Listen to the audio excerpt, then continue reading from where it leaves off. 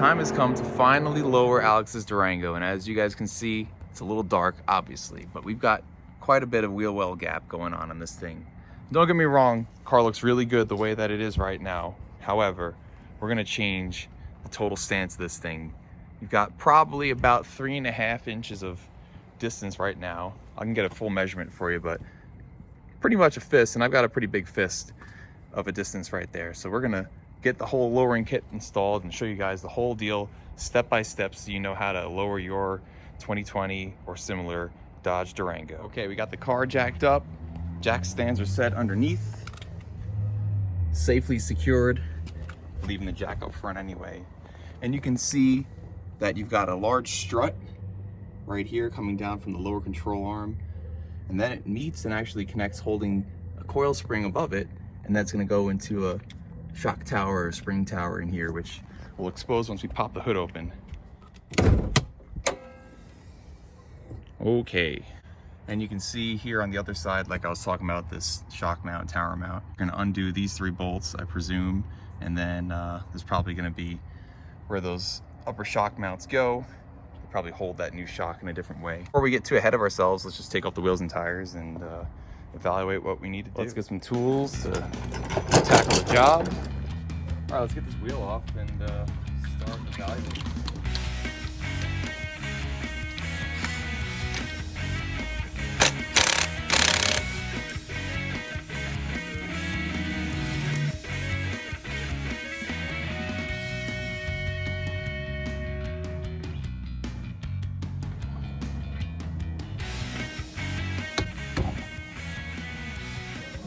On there good. Wheel number 1. All right, and this box has got our springs for both the front and the back. I'm almost positive, and granted this is months ago that we bought these parts, but we got shocks just for the rear because this car has the self-leveling shocks, which is pretty cool. But if you were to lower the car now and leave the self-leveling shocks on there, the car would constantly try to compensate and raise it back up, and it's kind of defeat the purpose. So we'll get rid of the self-leveling shocks in the rear and replace them with standard shocks. So pretty sure that's what we have these for. Again, you'll have to excuse me for trying to remember everything because we ordered these things months ago and we got a busy life, but those shocks and the shock mounts will go to the rear because, like we said, self-leveling shocks have to go. Otherwise, it's going to try and compensate for the change in springs, and that's not going to work. And then you can see here the length difference. These would be our fronts, I believe, and these should go to the rear, and you can see these are a little bit beefier too. The kit we got from Summit Racing, and these are Eibach springs. The shocks are Mopar. We got these direct from the Chrysler dealership. They're a Mopar part. The mount is as well a direct part from the dealer. Guys, Alex is concerned that there's rust on her brake discs have rust on them. She's upset. So we got a 1/2 inch at these upper shock tower mount nuts. We're gonna get these loosened off and continue from there.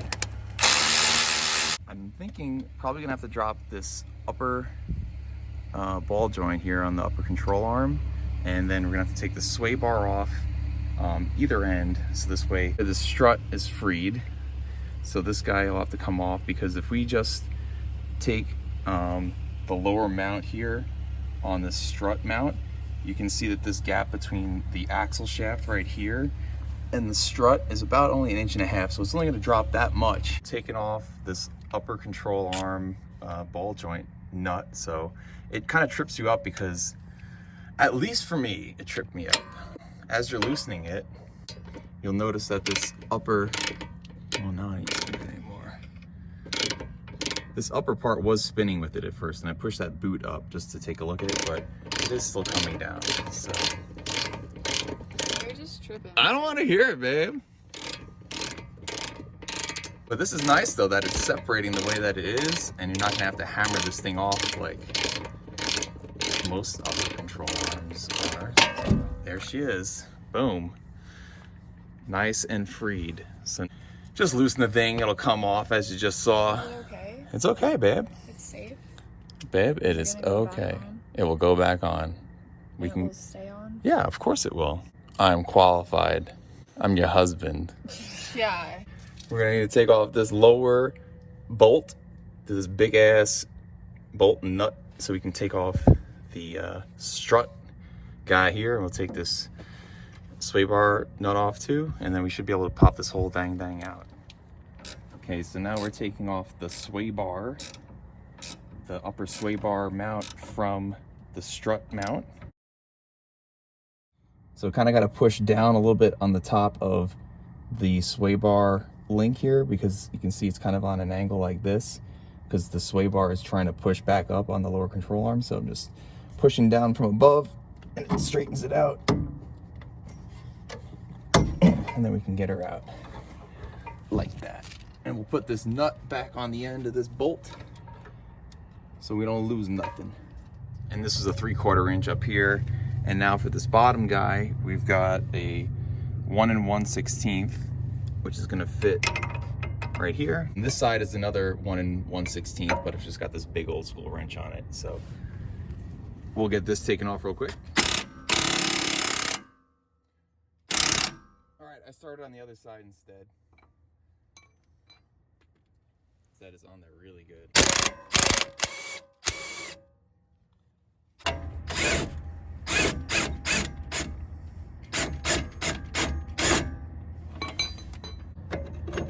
The big old bolt. Cool. So now you can see the strut is nearly free, minus the top side where we started before. We left these 3 guys just kind of loosely on here. So once we undo these, that whole thing should drop right down. What did you just bring me, babe? Dinner. Damn. Kinda. Who's got it better? It's an appetizer. Ooh. Or not, I'm gonna hold on to the strut as I do this.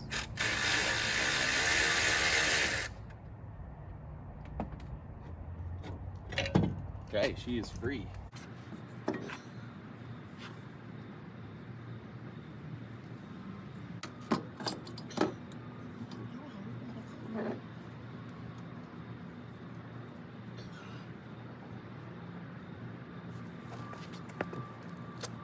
I'm trying to figure out how to make enough space to get this lower control arm out of the way and get this strut up and beyond it, because it's kind of tight.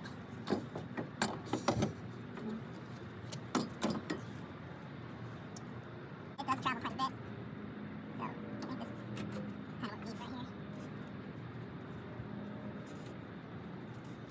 Okay, and this steering joint, I had to just hit the top with a hammer. Get that free. Right there. There we go. These really long pieces that come down here make it so hard to get out of the way. I don't get it. I don't get it. This is my best guess at this. Not a lot of videos on the internet to show springs kit with no instructions. So I think. All right, it's the next day and we're back at it.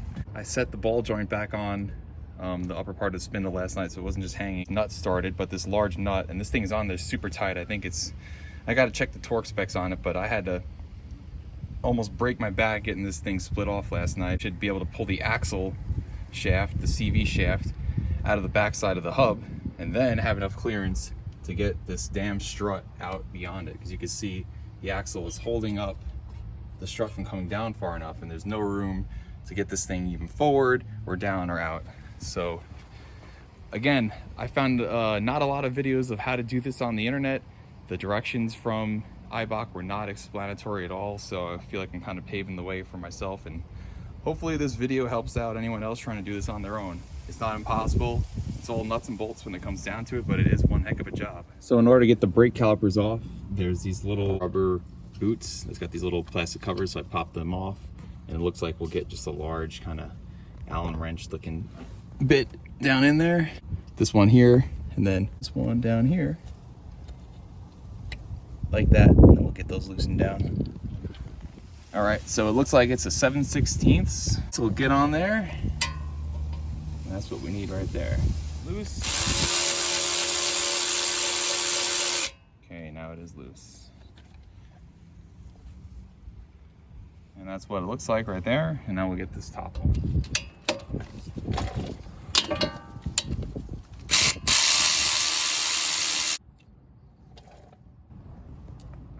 So now this tabbed bracket is holding right here, the caliper is still to the caliper mount. So we just need to pop this off.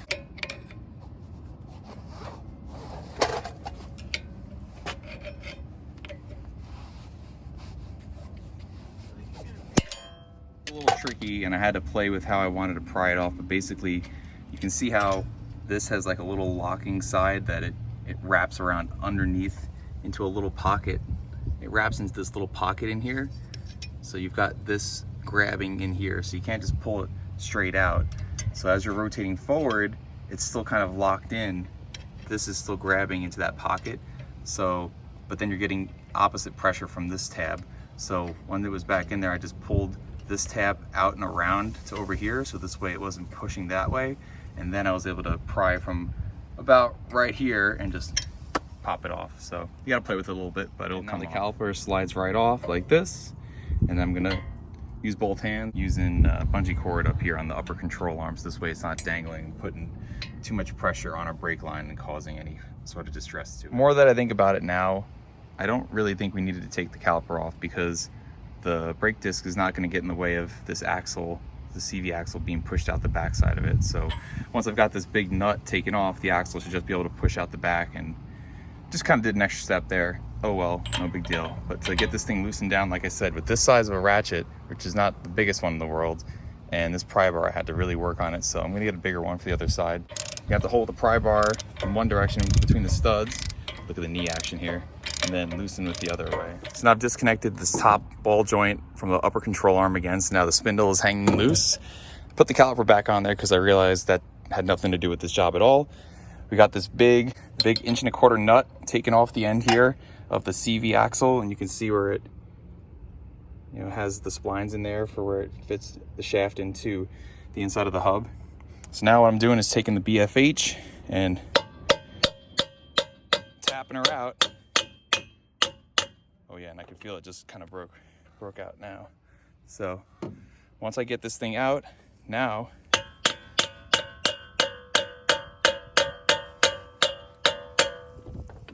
we should be having freedom here of the spindle to the axle, and then this axle won't be in the way, preventing this part of the strut from coming down, so then we can get this whole thing out. Right, so I've got the CV axle nearly out of the whole back side of this hub and spindle. So this is all kind of dangling here. Steering linkage is disconnected. The sway bar is disconnected. We've obviously got the lower bolts for the strut off of the lower control arm. So this is hanging here pretty good. It looks like there's, at least for mine in this situation, one little shim in here, so I'm gonna make sure I don't lose this shim. But now I just need to get the back side of the CV out of the hub here, and see if I can keep you guys with me for it.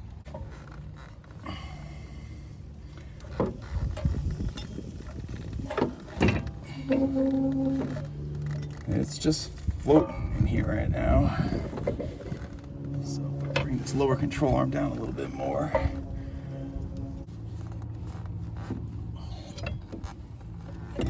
Okay, the CV axle is now out. Okay, don't forget this shim.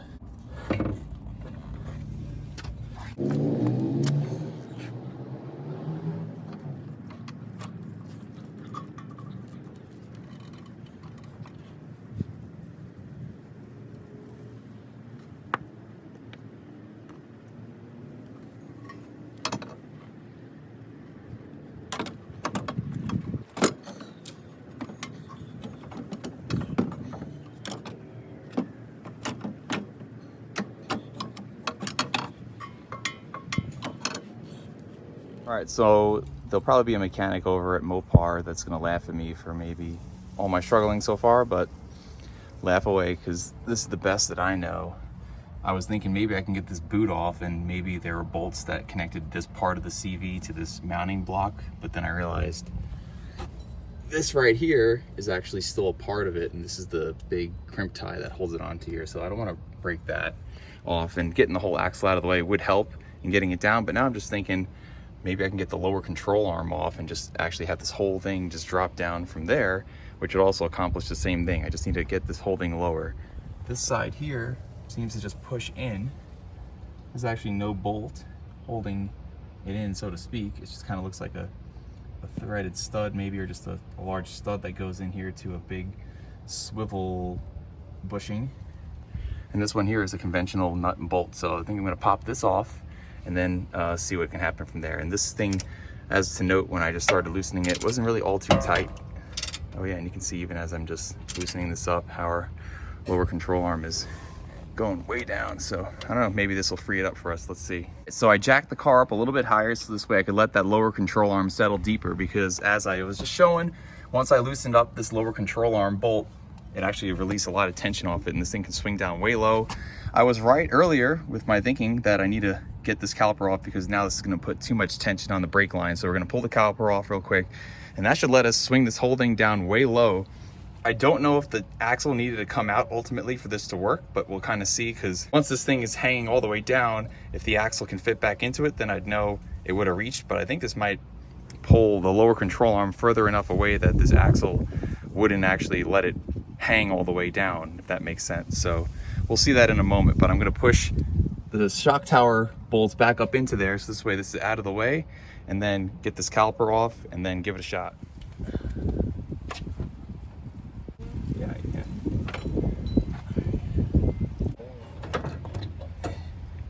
get it. Get it past this booty. It should be probably.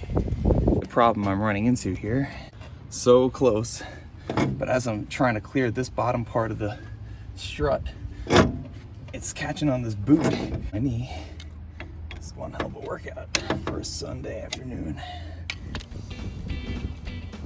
I've reached the part of the project where I'm now staring angrily, because I don't understand why they would have engineered it like this to make it so hard to get a strut out. So I was laying here in the grass feeling like a big old ass, and our friend came over and pointed out that all you got to do is just jerk the axle out, Frank, instead of just being a jerk. So just popped it out, and now the axle's out of the way, and now I don't look like an axle myself, and we can get the stupid strut out. It's free.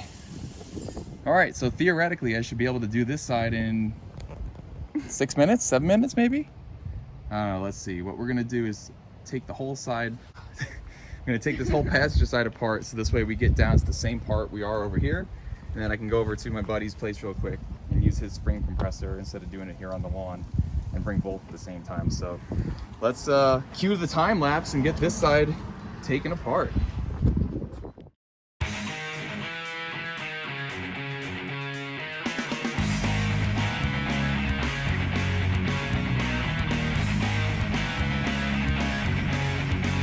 All right, all in all, it took me 25 minutes, as you just saw in time lapse, to get to this point, to where we've got the sway bar disconnected from the strut disconnected from the lower control arm, this steering linkage disconnected, but actually, even looking at it now, maybe we didn't need to disconnect, but nonetheless, that guy, upper control arm off of the spindle, then the axle out of the spindle and hub, and the caliper off as well.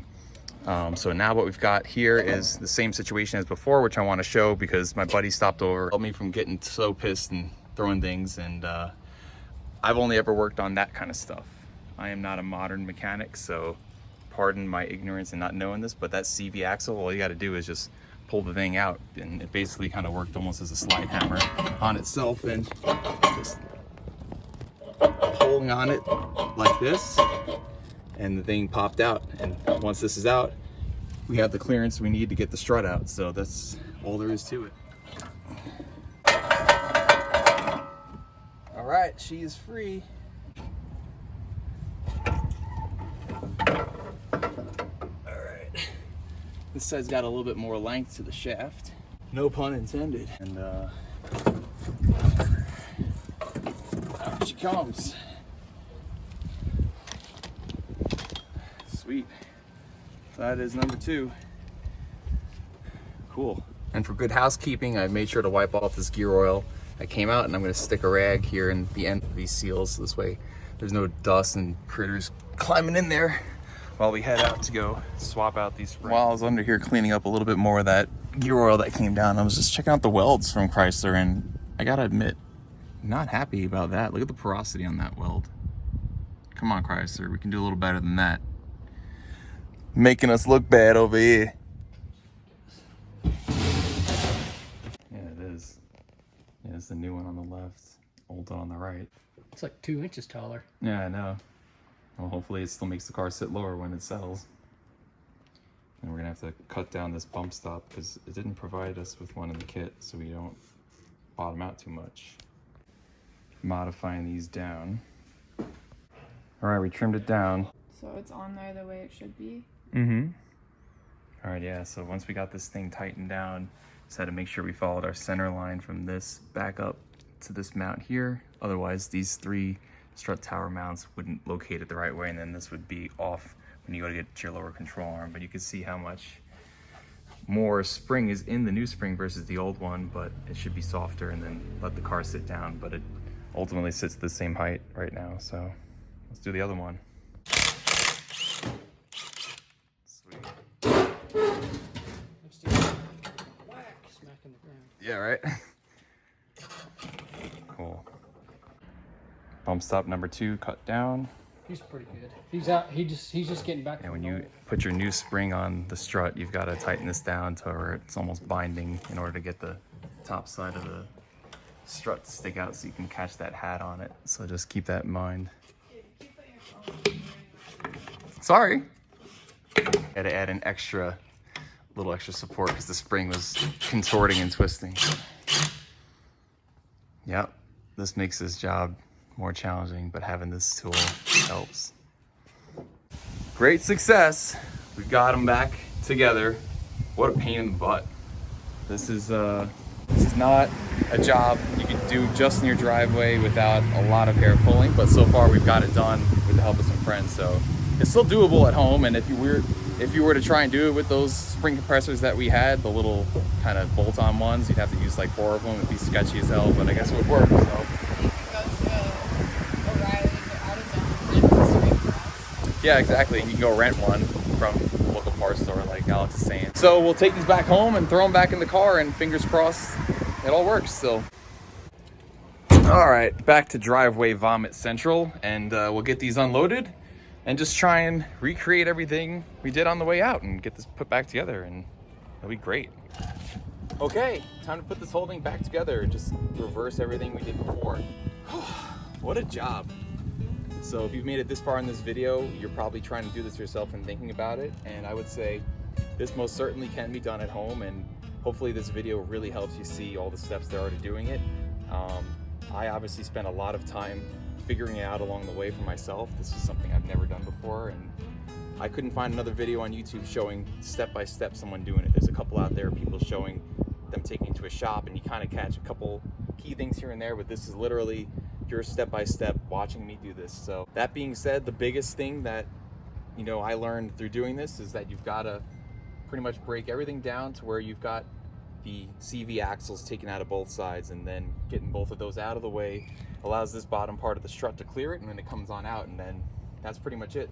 But seriously, along the way, if you're mechanically inclined, as long as you've got the right size sockets and wrench cells using, because some of them are a little bit bigger than you find in your standard tool set. As long as you're willing to run out and grab a couple bigger sockets, like the 1.25" to take off this big axle nut and a couple other odds and ends. There's really no tools I use here that are too out of the ordinary, I think, for most at-home mechanics. So it's really that simple. The only other hard part, as you saw, was me going over to a friend's shop and having to compress the spring down enough, because these new Eibach springs really need to get compressed way down in order to get the strut put back in and get this hat on it, and then to get get an impact up on top and then cinch it down. So as long as you've got that available to you, or you go out and rent yourself a really good spring compressor, this can totally be done at home. Like you saw the second time I took this passenger side apart, it only took me 25 minutes versus a couple hours on the other side troubleshooting the other night.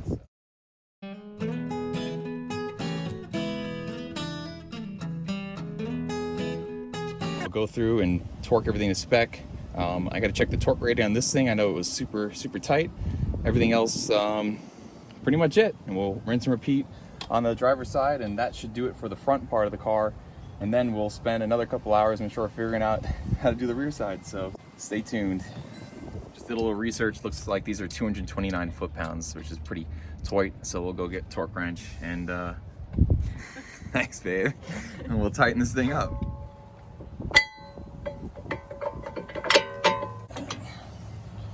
Getting the brake caliper installed back on right now, and then get the final torque on this big axle nut, and that's it. We'll do the same on the other side. I hung the caliper back here before too. I made sure that I pulled it off in the same orientation because you didn't want it to get like twisted as you bungeed it, and now you'd have a twist in your brake line. So check the brake line. The ABS wire coming up here, right? Pretty sure this is the ABS wire, but whatever kind of sensor wire this is, just snapped it back in with that one. And now the only other thing is you pop these little caps on the back side of the caliper bolts, and then there's this kind of little extra safety lock tab that locks the caliper to the caliper mount. So get this finagled in there. These are a pain in the butt. There we go. That'll work. Inside. Just gotta get this one over.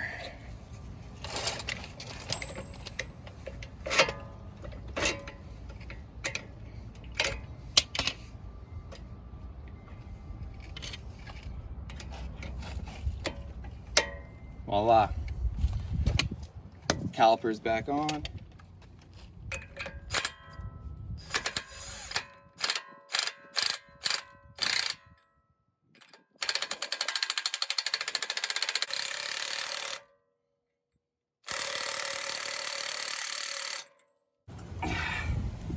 It's fucking on there.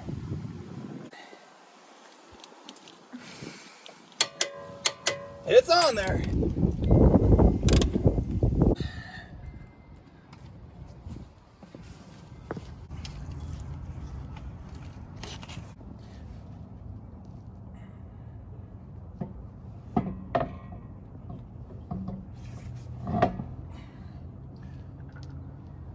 You put it on upside down.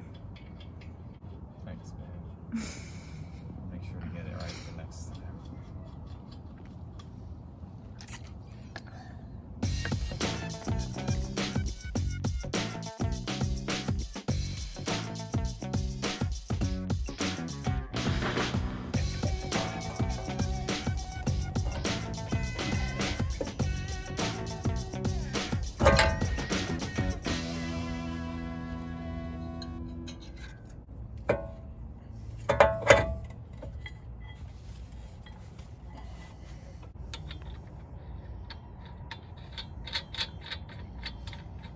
Like a glove that I don't want to love. That's fun.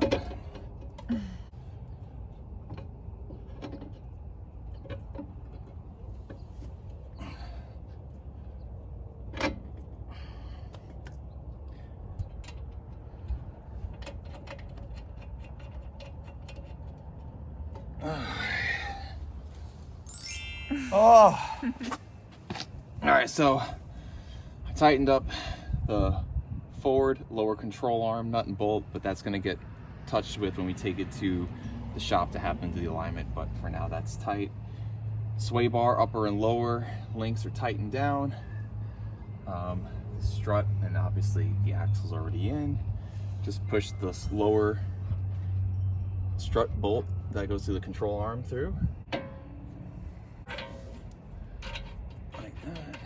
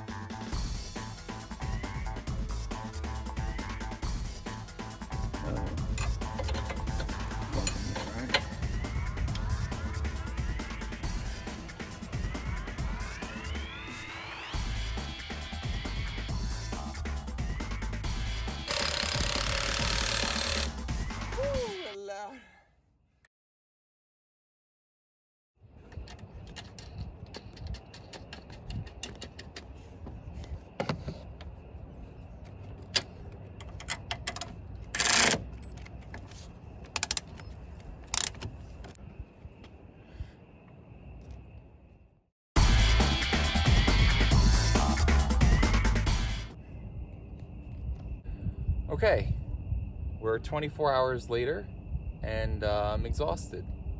And we've got just the fronts done so far. A lot of learning along the way, figuring it out as we went. But nonetheless, we did it here in our own driveway, minus having our friend help us with the spring compressor. Now it's time to jack it up a little bit, pop those jack stands out, and lower the car down into the ground, and let's see what it looks like right now. We should see it sitting a little high at first. It should take some time for the springs to actually compress and settle to where the right height should be, but hopefully it doesn't look terrible to start with. So let's see. Time to take her down.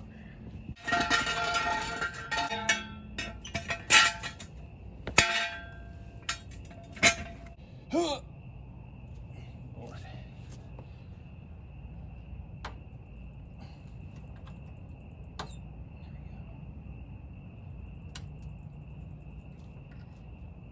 Coming down, slowly coming down.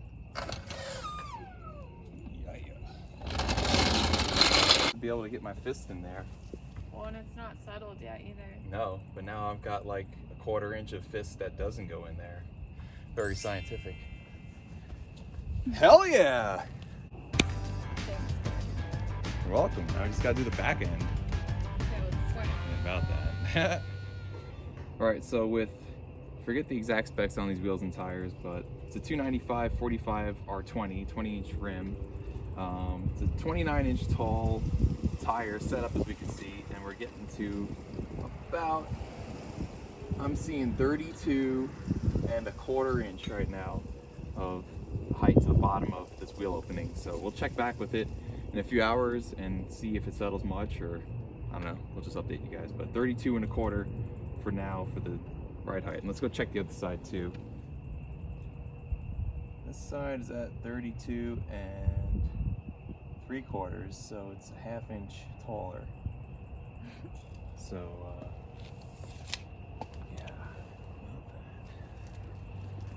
we'll see. Then over here on the rear, our starting height was 33 inches from the ground to the opening. And you can see I can get a full fist in there, and then probably about a 1/4 inch above that. So that's our starting rear height. We decided we're gonna take it for a test drive, see how it handles with just the front. So here we go. Oh yeah, we gotta be careful not to scratch on the way out now. Not hearing any clunkiness or rattling inside the cab of the car, so that's good.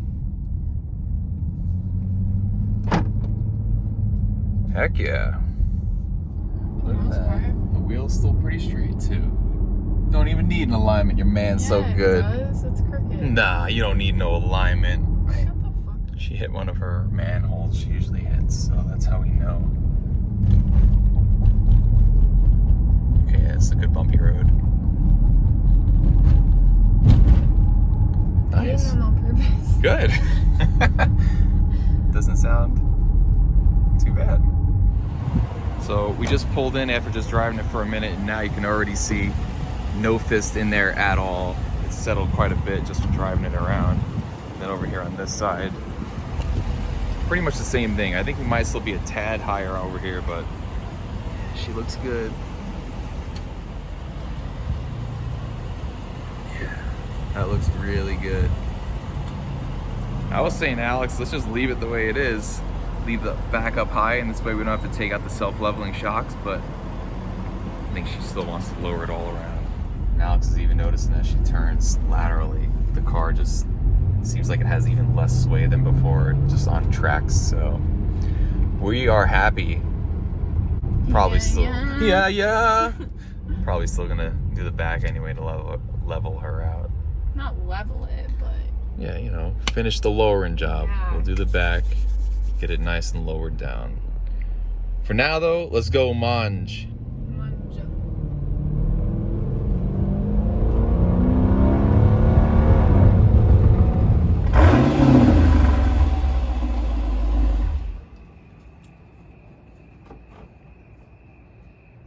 Watch your step.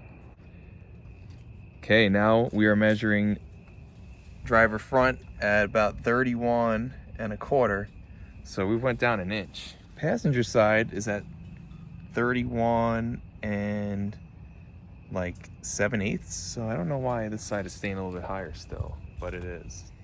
All right, we got the back end of the Durango up. We're gonna pop off these rear wheels and take a look at what this whole lower control arm, spring, shock, whole setup looks like, so we can get ourselves a more clear picture of the job ahead. I'm not finishing this tonight, but I at least want to get an idea to start. Alrighty, back tire is off. What do we got under here? Let's see. So it looks like we've got our rear shock, which is a self-leveling dealio. There's quite a bit going on here. You got sway bar linkage. Looks like some kind of drag link. ABS probably. Another type of suspension linkage. Yeah. You got 1, 2, 3, 4 different suspension linkages going on to the back of this thing. That's pretty impressive. 1, 2, 3, and 4. It's pretty cool. That's probably why this thing handles so good for such a big car. Nonetheless though, all we're looking to do is swap out this coil spring and swap out this shock. And so this shock goes up into here, and you can see it's got a couple bolts. It actually looks like these shocks don't have anything connected to them. I thought when they say self-leveling, I thought it meant it might have had a hydraulic or a pneumatic, line going to it that actually filled it up, but maybe they're self-contained, and it sure seems that way. But so we need to change out this mount, which we know we already have, and the shock itself. The shock just bolts down there to the bottom of the control arm, and then this coil spring, which from what I've seen from other people's videos is just going to be a bit of a job having someone pry down the lower control arm and make enough room to get this thing out of here. All right, so to make this job happen, we're just going to disconnect the bottom mount here of the shock, this 13/16 socket, and then we'll get a wrench on this side here. And then to get this bolt out, you're just going to need to push up from the underside. So in this case, I'm actually using my knee, but you could use a jack as well, and unload the bolt, and then she'll come out like that. Now we just need to get this sway bar link taken off. These are 18 millimeters. The bottom one's kind of a pain because I don't have an 18 millimeter wrench. Of course, my set goes from 17 to 19, so can't really get an adjustable on it because of this face here. So I'm just gonna take the top one off, and it's the same difference either way you're disconnecting the sway bar. Throw a jack underneath the lower control arm to take off any pressure and make this thing nice and parallel. Otherwise, the sway bar is going to want to torque on it, and it'll be twisted and harder to get off. So now it's off. The perfect time to go camping now.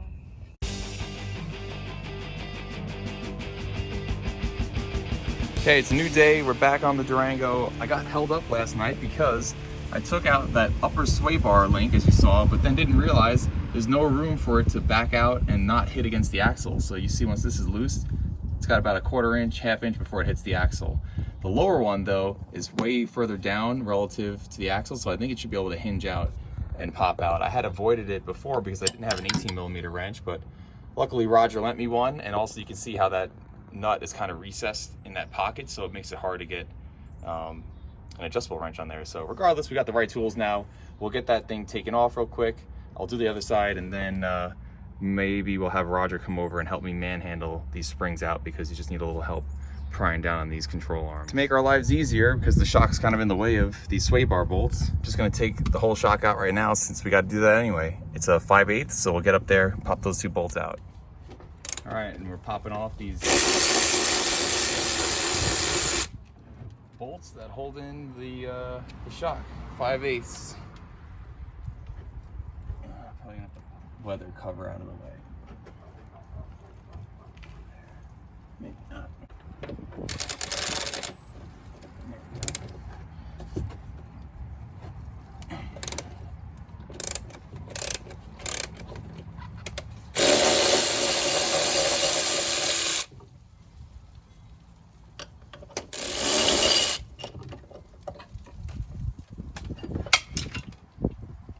Bless you! Jesus. That scare you? It's a little more out of the way. We need to get the sway bar disconnected so we can let the lower control arm hang so we can get the shock out of the way and then the spring. Thought it would help.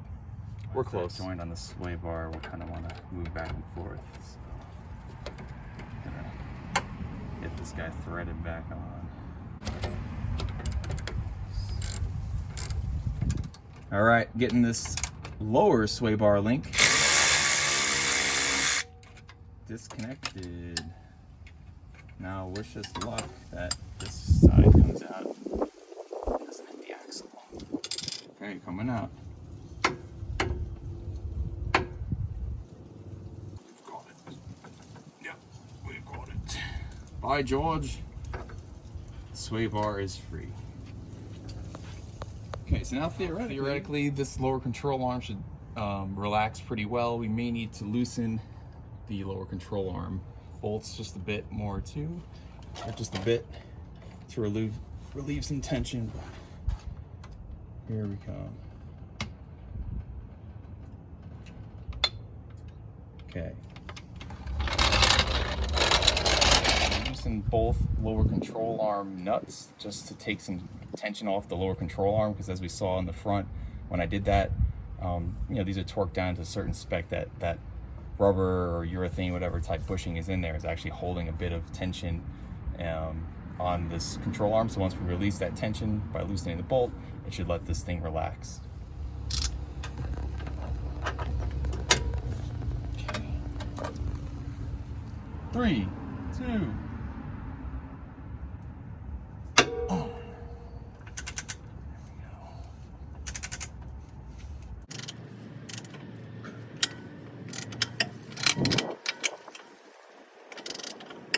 How cute is that? They took the time to cover the front of this bolt with a little plastic booty. I guess maybe to protect it from rusting from water and stuff hitting it from this direction. I don't know. There's probably a better reason for it, but it had a booty on it. Always out here trying to crowd me. Just kidding.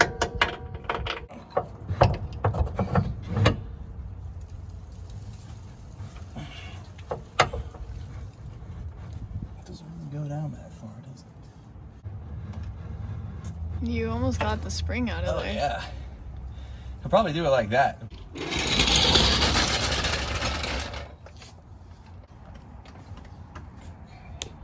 All right, putting on some gloves. So I can push down on this caliper and this linkage over here, and I'm wedging the top of my back in the wheel well. We've got jack stands and a jack under it, so wish us luck. Oh man, they made it seem like this is gonna be hard. It's actually probably harder if you're up on a lift, because now you're having to just pull down. Yeah. But like this, I'm able to use my weight and gravity. So another reason why this is something you should do in your own driveway, and watch this video and tell all your friends about how to. Okay, anyway, so the shock. Babe, I'm gonna need you to grab the shock too, okay? Good job on that spring. That's why you're my thing. Okay, ready? Just Go down come further. up and this way, baby. I'm trying. Okay, there you go. That's my hand. Ow, ow, ow, ow, ow, ow. Okay. Okay. Woo! Good job, babe. All right, hold that. Don't move. So first of all, yeah, go ahead and grab that, baby. Here's your new versus your old spring. So you've got kind of like with the front, tighter wind, a skinnier coil itself, which has a different rate to it, but it's gonna still let it handle good and let it sink down a little bit. And then we've got shocks.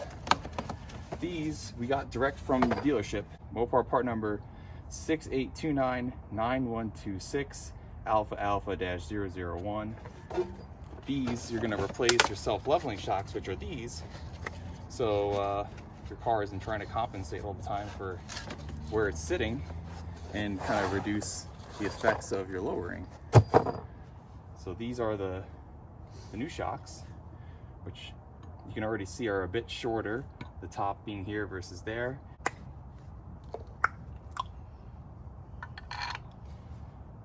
So right here, you can also see as well, you can also see there's a good 1.5 inches, maybe 2 inches height difference between where this mounts up there in the wheel well to the body versus this one, which is going to help add to the lowering as well. So this part number for the shock mount is 00534298880-001, and we got this from the dealership as well.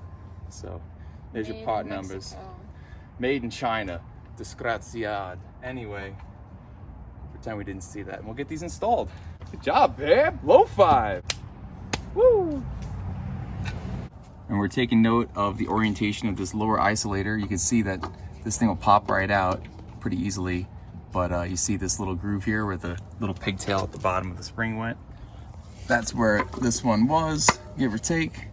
And then you can see the upper isolator still on here on the top of the spring. And so just noting that the opposite end of the pigtail up here meant that it was in about that orientation. So that's how we'll put it back in here. Get it. Nice. New spring.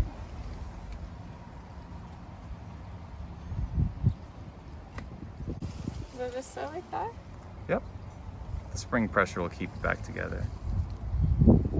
Good job, babe. Cutie. You can also see that the new shock comes with a new little set of hardware, and this came inside the box with the shock, and then this then the shock mount itself will obviously just go up top. So we'll get this assembled really quick. Ready? Mm-hmm.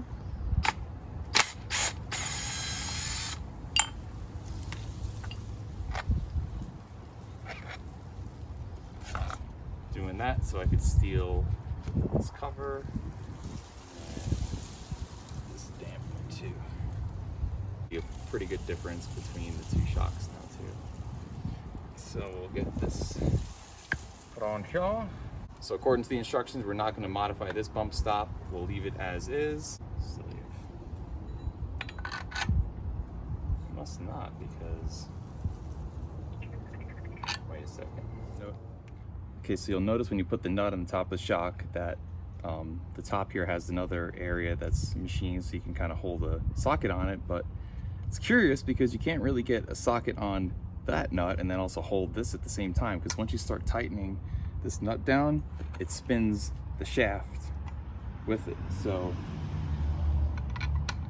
you run into this issue where you see how the shaft, I don't know if you can see this, but the shaft is spinning with it. Mm-hmm.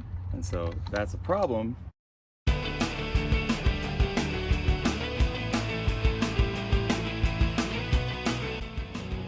You're the cutest, babe. Yeah.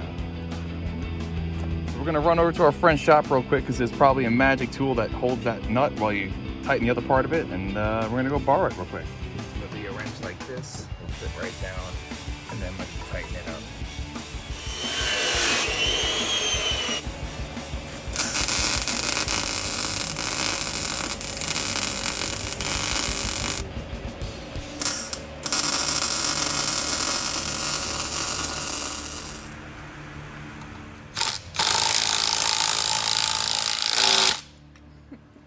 Shocking. All right, thanks to the lofty help of our friend, we have got a custom tool that we made to get this on here. I'm sure there's a dealer part or a tool that would do that. That other open-ended box wrench that you saw that kind of extended down was working as well, but it was just not holding quite as tight. We didn't want to strip the nut, so I don't think this means it couldn't do it at home still. Just have an old 18mm socket and a wrench and zap them together, make your own tool. Boom. So to finish the job, I think the easiest thing we'll do is replacing the springs first. So we'll swap the springs. If we had started here on the back, I would think, man, this job's pretty easy. And then you go to the front, you're like, oof, it's a little bit more of work. But watching this video now, you're gonna learn from my mistakes, not do the dumb things that I did, and it's gonna be easy for you. Simple stuff like don't do the top one of the sway bar end link, because then you're gonna hit the axle. Do the bottom one. This is an 8mm, not a 5/16. Make sure you use an 8mm on the end of this thing while you're taking off the bolt. Just like little tips like that. And as we're putting the spring back in, you'll notice the orientation had the little pigtail over there in about the 1 to 2 o'clock position relative to being perpendicular to the wheel. So kind of like this. And that's the same way we're gonna set up the new one for the bottom. And then up top, this pigtail stops in about the same spot as the other one right here. So we'll set these up the same way. So this new spring will wind up going in pretty much just like that. Yeah. Okay, so we're putting the spring isolator up top like that, and the end of the pigtail going right into this pocket like so. Then the bottom pigtail here is going to fit right in with the little notch left on that one. All right, so you can see the spring is pretty much set to drop right down into its place right here. The little pigtail guy is going to go right into that little notch. So I'm just going to push down on the control arm and then have Alex feed it into its place. Let's see.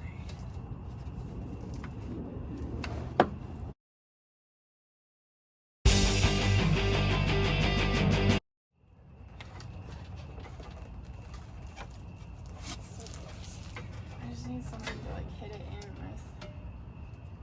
Do you want a rubber mallet? Yeah. See how close it is. It's moving. Just hammer it in. It's hard because this is all bouncy.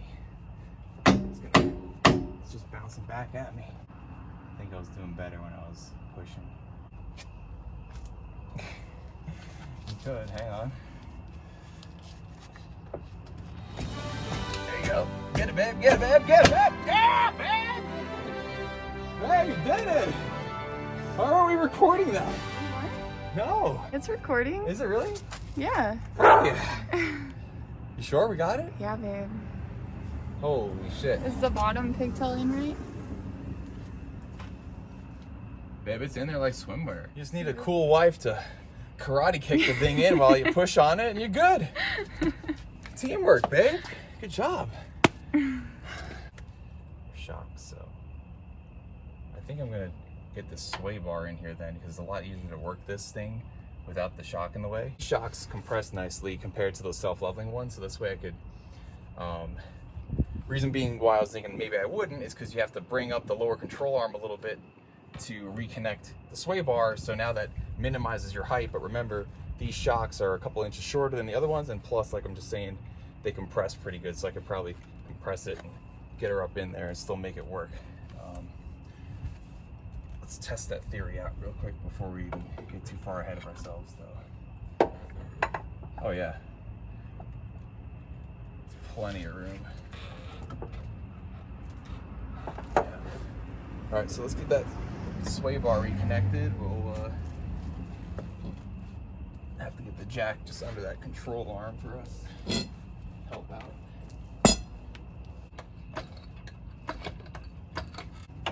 And I'm getting the sway bar link in there, like swimwear. Cool.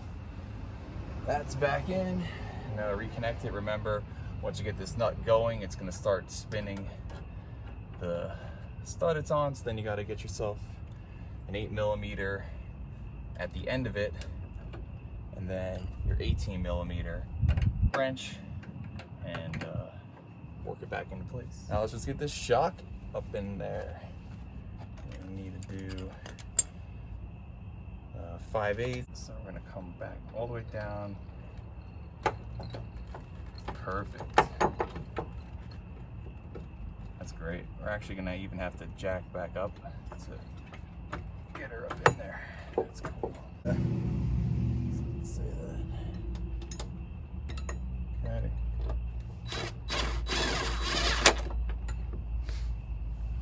Cinch it down once the other one's in. The trick with this is to not get all this dust and dirt trapped in this inner wheel well felty thing that Dodge put in here and get it all in your eyeballs. That's the fun part.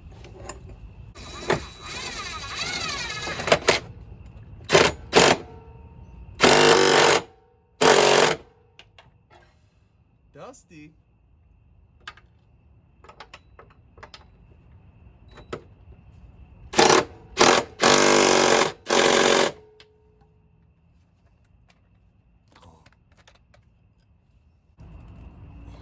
gonna have to jack up the control arm a little bit to make it meet with the shock mount.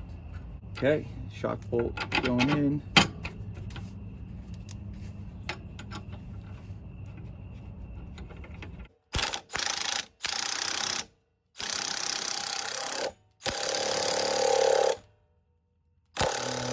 That's on there. Good here. Shock is good. Spring is good. Now we just need to tighten our lower control arms back up. And that does it for this side. Keep going by another 2 inches or so. Just kind of put it back to where she normally is. Okay, that's good. The other nice part about wearing army socks is that they cover your ankles from mosquitoes biting.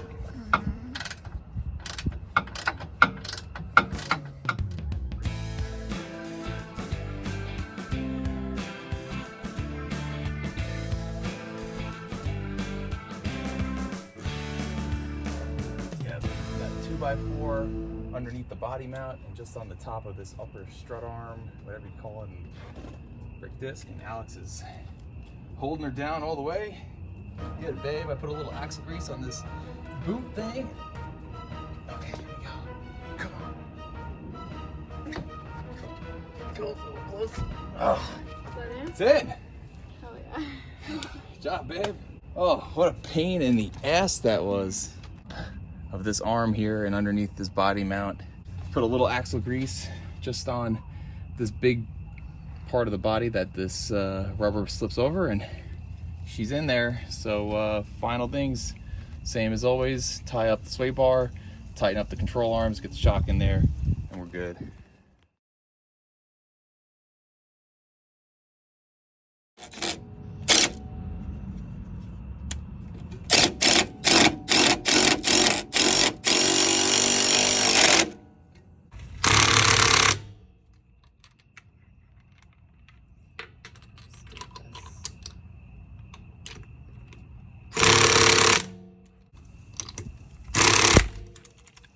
That's how you do it. Good job, babe. Proud of you. Thanks. Okay, babe, moment of truth. Put this thing down on the ground. See what she looks like. Ready? Here we go.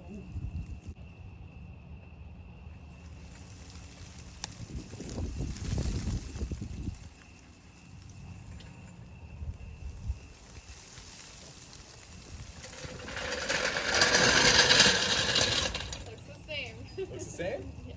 That's all right. We need to take it for a spin. Gotta go let her settle. That's right. At a start, right now, it still looks about the same. Got my fist in a little extra like before. So we're sitting right now at about 34 inches, let's call it. It's probably 33 and 7/8, but we'll call it 34 inches. Let's go take it for a spin and see what it really does. Crank her up, babe.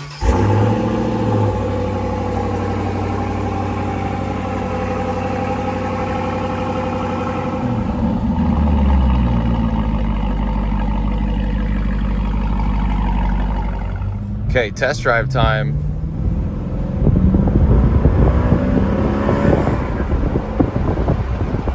See how she feels. How's it feel, babe? Good. Good. Buckle up, buttercup. Hope it doesn't look weird. No, I'm sure it looks fine. I don't know, the butt feels like in my seat, it feels like the rear is lower. Yeah? Yeah. I think you're just nice and level now. Well, the positive thing is we're not hearing any clunking. It doesn't feel extremely rough over bumps or anything, right? Kind of feels firm and crisp like it did before. But over bumps, so the big test now will be seeing what it feels like on the highway, and then also taking a look at it and seeing hopefully she leveled out. Okay, babe. Big reveal. Does it look good? Yeah, it looks good. It looks amazing. It's not as low as I thought it would Of course it's lower. Plus it still takes a little more time to settle. be. How much longer? time. I don't know. You guys saw before, I could get a fist in there and probably move it up about a ½ inch or so. Can't get it in there now. Let's get a measurement. Be more scientific than the old fist. We are about 32 and a quarter, 32 and an eighth on this driver's side. And over here on the passenger side, we are 32 and just under 32 and a half. See, I'm telling her to be patient because it's still going to settle a little bit more over the next few days. I think it looks killer. See? See to drive it around for a minute? Look at that thing. It looks way good, doesn't it? She's happy. Needs a bath. I'm gonna get a shin splitter. Okay, shin splitter, and then.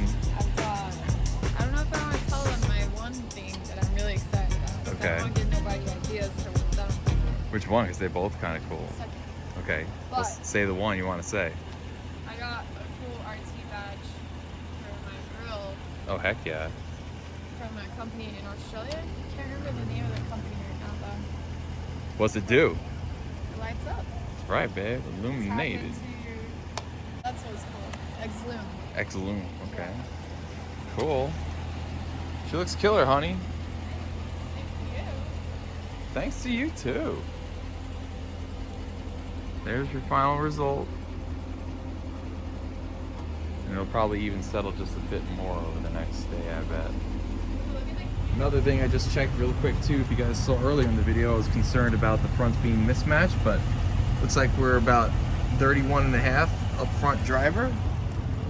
And then up front on the passenger, we are also sitting at 31 and a half. So that leveled out nice and evenly now. You're in the back again. Currently sitting at 32 and a half passenger. And then 32 and a quarter. So just about a quarter-inch difference in the rear. Maybe that'll level out as it settles a little bit more.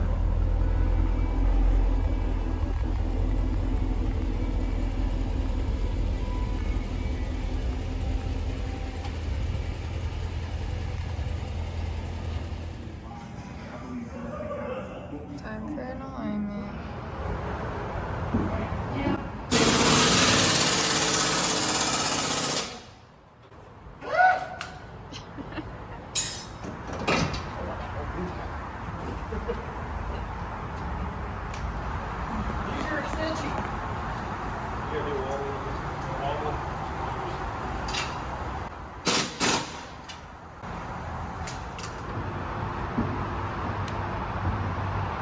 You can do this thing in your driveway. It's a bit of a job, absolutely. Can't say I want to do it again, but I'm proud that I did it finally. Easy over here.